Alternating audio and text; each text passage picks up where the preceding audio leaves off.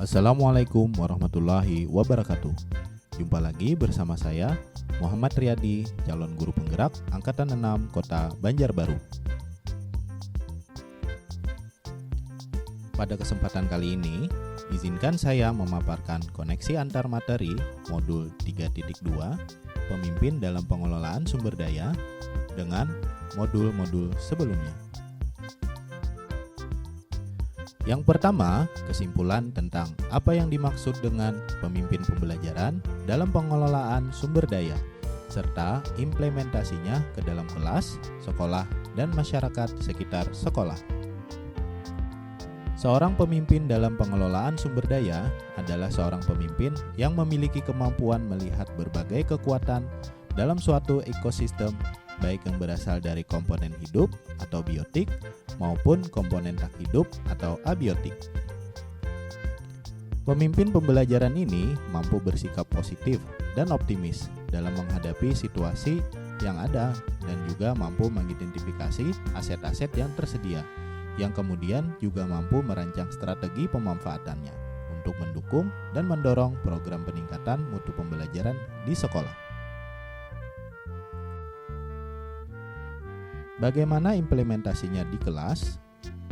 Seorang pemimpin pembelajaran akan melihat lebih luas potensi aset yang tersedia dan memiliki strategi optimalisasi aset-aset tersebut untuk mendorong kualitas pembelajaran di dalam kelas. Kemudian, bagaimana implementasinya di sekolah? Seorang pemimpin pembelajaran akan secara jeli mengidentifikasi 7 aset atau modal utama dan merancang strategi pengembangan untuk mendukung terwujudnya visi yang telah disepakati warga sekolah. Sedangkan bagaimana implementasinya kepada masyarakat adalah seorang pemimpin pembelajaran dalam pengelolaan sumber daya bisa menjalin kerjasama dengan masyarakat sekitar dalam upaya peningkatan mutu pendidikan di sekolah. Yang kedua, contoh pengelolaan sumber daya yang tepat sehingga proses pembelajaran menjadi lebih berkualitas. Pemanfaatan aset yang ada di lingkungan sekitar sekolah untuk peningkatan kualitas pembelajaran di kelas. Contohnya, dalam sebuah pembelajaran IPA terdapat materi tentang pertumbuhan tanaman, sementara di sekitar lingkungan sekolah ada seorang petani yang memiliki kebun sayuran. Guru IPA tersebut bisa mengajak siswanya untuk mengunjungi kebun dari Pak Tani dan belajar langsung dari beliau. Guru IPA tersebut juga bisa berkolaborasi dengan guru mata pelajaran lain untuk membuat keterkaitan antara materi. Misalnya dengan guru mata pelajaran IPS dengan materi ekonominya yang membahas bagaimana penjualan hasil pertanian. Bisa juga dengan guru mata pelajaran prakarya untuk membuat kebun sendiri dengan memanfaatkan sisa material pembangunan gedung kelas. Atau dengan guru bahasa Inggris dengan materi teks prosedur, bagaimana cara menanam sayuran. Dengan cara seperti ini, murid mendapati pembelajaran secara lebih kontekstual, dan pembelajaran seperti ini juga pengelolaan sumber daya yang tepat akan berdampak pada peningkatan kualitas pembelajaran. Yang ketiga, contoh hubungan materi modul pemimpin dalam pengelolaan sumber daya dengan modul sebelumnya selama mengikuti pendidikan guru penggerak. Paket modul 1, paradigma dan visi guru penggerak.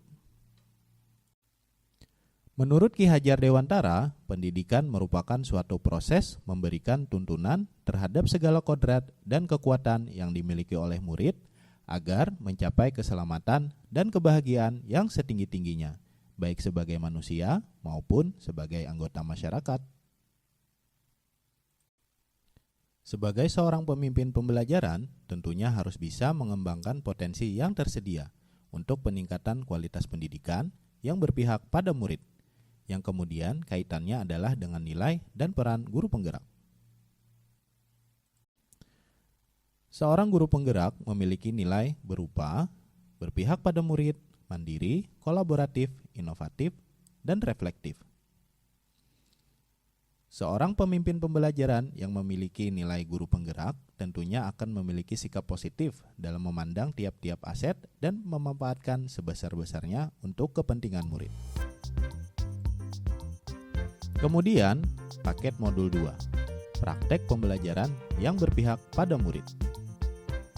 Dalam modul ini terdapat materi tentang bagaimana kita bisa memberikan pembelajaran untuk memenuhi kebutuhan belajar murid melalui pembelajaran berdiferensiasi.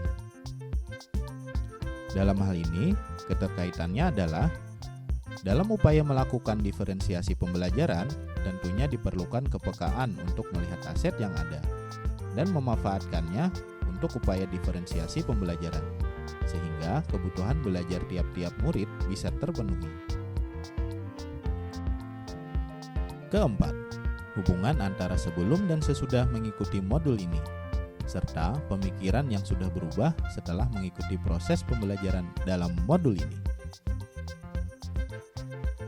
Sebelum mempelajari modul ini, saya merasa bahwa selama ini saya memandang sesuatu secara negatif. Saya lebih jeli melihat kekurangan daripada melihat potensi atau kekuatan, sehingga seringkali membuat saya tidak punya ide untuk melakukan sesuatu. Saya lebih memandang masalah yang ada, sehingga saya tidak ingin melakukan sesuatu kalau tidak mendapat fasilitas dan bantuan yang saya harapkan. Setelah mempelajari modul ini, saya merasa lebih percaya diri dan optimis. Saya juga bisa lebih jeli dalam melihat potensi dan kekuatan aset dan bisa membuat strategi pemanfaatan untuk mengoptimalkan aset yang ada.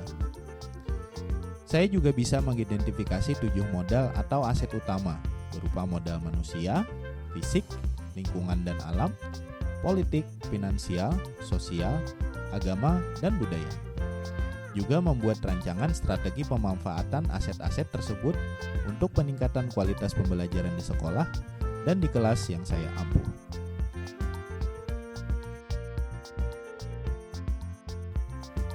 Demikian paparan koneksi antar materi modul 3.2 Pemimpin dalam pengelolaan sumber daya. Saya Muhammad Riyadi. Terima kasih.